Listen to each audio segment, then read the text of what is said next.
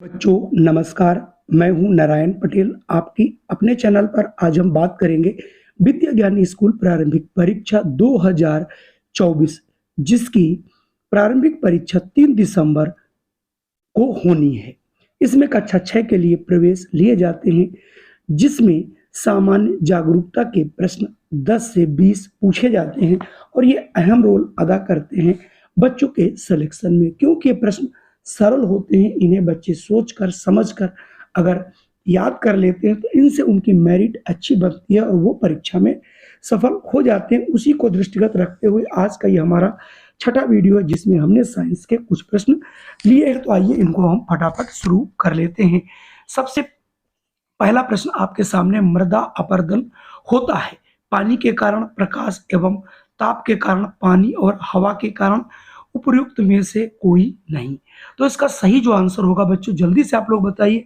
और अगर आप चुनते हैं ऑप्शन सी, पानी और हवा, तो आपका आंसर बिल्कुल सही है। अपर्दन का मतलब है पानी अपर्दन, मतलब मृदा अपरदन का मतलब मिट्टी जो है ऊपरी परत अगर उसकी किसी कारणवश, चाहे वो जल से हो, वायु से हो, अगर वो कट जाती है, दूसरे स्थान पर पहुंच जाती है, इसी को हम लोग मृदा अपरदन कहते हैं। मृदा मतलब मिट्टी होता है। चलिए अब मैं बढ़ता हूं अगले प्रश्न पर। मृदा अपरदन को रोका जा सकता है। जो मृदा यानी जो मिट्टी का कटाव होता है, किस किस कारणों से, किस किस विधियों से रोक सकते हैं? फसल चक्र के द्वारा, उचित मेड़बंदी द्वारा, वृक्ष लगाकर, उपरोक्त सभी। तो देखिए, पेड़ों को अगर आपको बचाना है, ये मृदा अपरदन को रोकना है, तो आपको फसल चक्र तो अपनाना ही होगा। उचित मेड़बंदी भी करनी होगी, मतलब जहां पर जैसे खेत वहां पर आपको मेड़बंदी यानी मेड़ को ऊंचा करना होगा।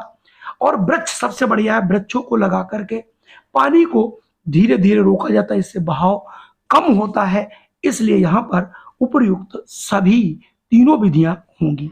चलिए अब मैं बढ़ता हूं अगले प्रश्न पर। अगला प्रश्न है, किसके कारण भूमि से पौधे एक पोषक तत्व की हानि होती है? मतलब जो भूमि में पौधों को पोषक तत्व मिलते हैं, किसके कारण ये नष्ट हो जाते हैं? लगातार एक ही फसल उगाने से, उर्वरक डालने से, जानवरों के चराने से, रेतीली मिट्टी से। ऐसा नहीं है। सबसे पहले आप आंसर लगाइए। अगर आप आंसर चुनते हैं ए, लगातार अगर आप एक ही फसल उसमें उगाएंगे तो उसमें जो भी पोषक तत्व होंगे वो उसमें ले लेगा। और जब फसल चक्र अपनाया जाता है, जिससे उनमें जिन पोषक तत्वों की कमी होती है वो उसमें उनको मिलती रहती है। उर्वरक डाल करके तो आप वहाँ के पोषक तत्वों की पूर्ति करते हो। अगला है, नदियों की बाढ़ को किस प्रकार रोका जा सकता है? तो अगर नदियों में आपको बाढ़ रोकनी है तो नदियों में देखा होगा अक्सर जो बड़ी बड़ी नदियां, उन पर बांध बनाए जाते हैं और बांधों के द्वारा ही नदियों की बाढ़ है उसको रोका जा सकता है, यानी बांध बना करके नदियों की बाढ़ को रोका जाता है। अगला है, नदियां पहाड़ों से बहाकर ले आती हैं क्या? जो नदियां हैं ये उपजाऊ मिट्टी बहा करके वहां से ले आती हैं, सबको पता है। ठीक है। अगला है, मिट्टी के कटाव को रोकते हैं पशु, पौधे, नाले या उपरोक्त सभी।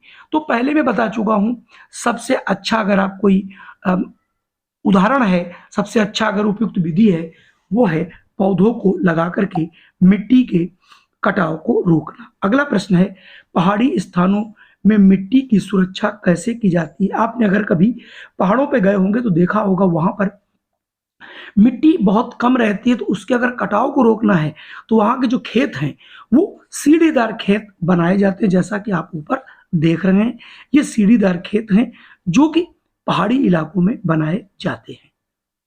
बढ़ता हूं अगले प्रश्न पर। अगला प्रश्न है, मृदा पौधों को क्या करती है? भौतिक, रासायनिक एवं जैविक रासायनिक प्रक्रियाएं कराने का माध्यम प्रदान करती है। बिल्कुल सही है। जड़ों के श्वसन के लिए ऑक्सीजन प्रदान करती है। बिल्कुल सही है। पौधों को पोषक तत्व प्रदान करती है। बिल्कुल सही है। तो यहाँ पर ये सभी ऑप्शन सही हो जाएंगे, इसलिए यहाँ पर ऑप्शन डी आपको लगाना पड़ेगा। अगला प्रश्न है, कृषि कृषि के लिए सबसे अच्छी मृदा यानी मिट्टी कौन सी है? चिकनी मिट्टी, बलुई मिट्टी, दोमट मिट्टी या उपरोक्त में से सभी? तो जल्दी से कमेंट कीजिए। और अगर आपने थोड़ा सा संबंध मिट्टी से रखते हैं, गांव से रखते हैं, तो दोमट मिट्टी होती है, सबसे उपजाऊ होती है, जिसमें हर चीज पैदा होती है। अगला प्रश्न है, निम्न में से कौन सी मृदा फसल मृदा को नाइट्रोजन प्रदान करती है? तो मैं आपको बता दूं, जितनी भी दालें हैं उनमें ग्रंथियां पाई जाती हैं उनकी जड़ों में, तो उनमें सब में नाइट्रोजन की मात्रा होती है। अब आप यहां से ऑप्शन जरूर लगा सकते हो, सेब नहीं है, धान नहीं है, आलू नहीं है, इसमें सही आंसर होगा मटर। मटर जो है ये नाइट्रोजन प्रदान करती है, चाहे वो अरहर हो, ये भी जो है नाइट्रोजन प्रदान करती है। अगला है मृदा प्रदूषण का सबसे महत्वपूर्ण कारक क्या है? कांच, प्लास्टिक, अपमार्जक या कार्बन डाइऑक्साइड। जो यहाँ पर ऑप्शंस दिए गए हैं इनमें सब में आपने देखा होगा प्लास्टिक जो है ये बहुत सालों तक गलती नहीं और जिस मिट्टी में पहुंच जाती है उसकी उर्वरा शक्ति को नष्ट करती है। तो यहाँ पर दिए गए सभी ऑप्शनों में से प्लास्टिक सही होगा। चलिए बढ़ते हैं अगले प्रश्न पर। अगला प्रश्न है, किस कारण बाढ़ व सूखे की संभावना ज्यादा रहती है? वो है मृदा अपरदन, जल अपरदन, ध्वनि अपरदन या फिर वायु अपरदन। तो इसका सही आंसर होगा बच्चों मृदा अपरदन। तो यहां से ऑप्शन ए आप लोग चूज कर लीजिएगा। 15वां है, कीटनाशक मृदा संरक्षण में सहायक करते हैं। तो कीटनाशक जो है मृदा संरक्षण में किस प्रकार सहायक होते हैं? ज्यादा प्रयोग करने से नहीं, कम प्रयोग करने से बिल्कुल सही, प्रयोग ना करने से नहीं संभव है, इनमें से कोई नहीं। तो यहां से ऑप्शन बी वाला सही हो जाएगा। चलिए बढ़ता हूं मैं अगले प्रश्न पर। अगला प्रश्न है, मृदा प्रदूषण के नियंत्रण हेतु क्या प्रयोग किया जाता है? कीटनाशकों एवं उर्वरकों का प्रयोग बंद करना, पॉलीथीन की थैलियों का प्रयोग बंद करना, मल मूत्र का इधर उधर त्याग नहीं करना, उपरोक्त सभी। तो यहां पर हो जाएगा उपरोक्त बच्चों सभी। चलिए बढ़ता हूं मैं अगले प्रश्न पर। अगला प्रश्न है, वन्य जीवों को मारने तथा वनों को काटने से क्या होता है? मृदा अपरदन, सूखा पड़ना, बाढ़ आना, उपरोक्त सभी। तो यहाँ पर ये सभी कारण हैं कि अगर आप वन्य जीवों को मारते हैं और वनों को काटते हैं तो इन सब में सूखा भी पड़ेगा, मृदा अपरदन भी होगा और बाढ़ भी आएगी। तो डी वाला ऑप्शन सही होगा।